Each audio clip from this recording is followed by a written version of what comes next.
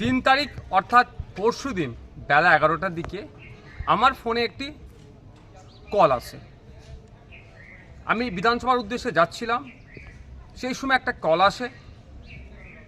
কলটা রিসিভ করার পরে রীতিমতো আমাকে শাসানি দেওয়া হয়, আমাকে হুমকি দেওয়া হয়, আমাকে মেরে ফেলবে, আমাকে খুন করবে, আমার গলা কেটে নেবে। আমি কেন বাড়াবাড়ি করছি, আমি নাকি মমতা ব্যানার্জিকে হারাতে চাইছি, এই ধরনের একাধিক কথা বলে, যেটা আমাকে থ্রেট দেওয়া হয়, প্রাণনাশের হুমকি দেওয়া হয়। আমি যাতে এই যে লড়াইটা করছি সমাজের জন্য, তা থেকে যাতে পিছিয়ে আসি, এই ধরনের ভয় দেখানো আমাকে হচ্ছে।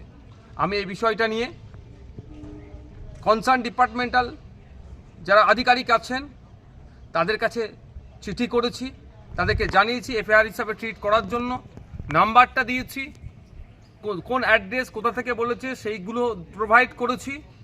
আমি আশা করছি রাজ্য সরকারের রাজ্য প্রশাসন এটা সত্য উদ্ঘাটন করবে। তবে একটা কথা, আমি ন্যায়ের পথে আছি, অন্যায়ের বিরুদ্ধে লড়াই করছি। তিলোত্তমা থেকে শুরু করে সাবির মল্লিকের যেভাবে হরিয়ানাতে পিটিয়ে খুন করা হলো, তার বিরুদ্ধে কথা বলেছি। আবু সিদ্দিক হালদার, শিকারি মোড়া, বিভিন্ন ইস্যুতে যেভাবে মাঠে ময়দানে লড়াই করছে এবং বিধানসভার মধ্যে কথা বলছি, অনেকের কি গাপ্ত দেওয়া হচ্ছে?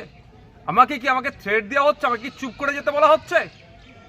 আমি সরাসরি এই মুহূর্তে বলবো না, কারণ আমাকে ওই বক্তব্যের মধ্যে বলেছে, যে ফোন করেছিল যে আমি নাকি মমতা ব্যানার্জির সাথে পাঙ্গা নিচ্ছি, যদি না পাঙ্গা নিয়ে বন্ধ করি তাহলে আমাকে গলা কেটে খুন করা হবে। আমি বলছি না এটা তৃণমূল কংগ্রেস করেছে, তদন্ত সাপেক্ষ। আমি এখনই বলে দিচ্ছি না যে তৃণমূল কংগ্রেস করেছে, তদন্ত সাপেক্ষ। তারপরেও বলছি বিচার ব্যবস্থা আছে, আমি প্রশাসনকে জানিয়েছি, সত্য উদ্ঘাটন করুক।